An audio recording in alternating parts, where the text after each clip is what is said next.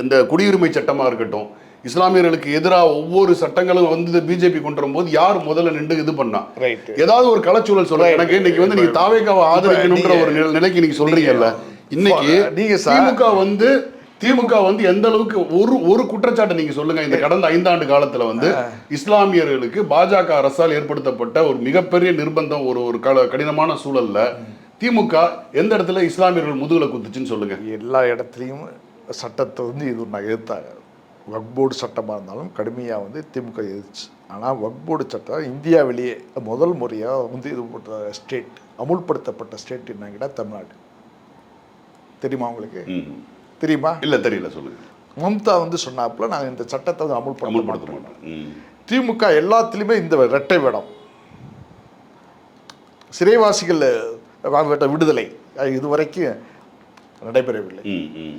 ஒன்று இப்போ வெளியில் சொல்லுவாங்க நாங்கள் விடுதலை பண்ணிடணும், கோர்ட்டில் வந்து இது வரும்போது இது போடுவோம், பெட்டிஷன் போடுவாங்க, அவளை விட்டாலும் ஆபத்து, செக்யூரிட்டி, பாதுகாப்பு அப்படின்னு சொல்லுவாங்க.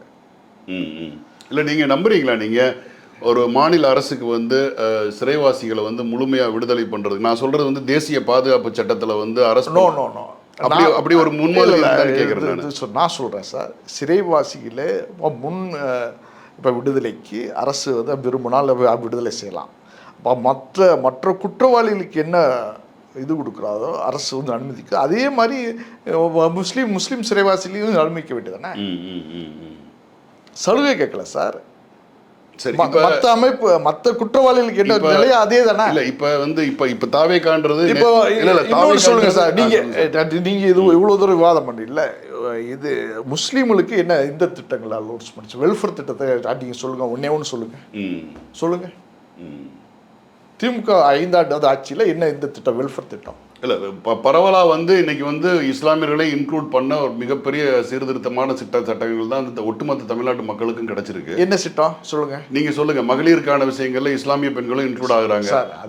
நான் சொல்றது, நான் வந்து சிறப்பாக சிறுபான்மையினருக்குண்டு நலத்திட்டங்கள் என்ன அதை மட்டும் சொல்லுங்க ஸ்ட்ரெயிட்டா.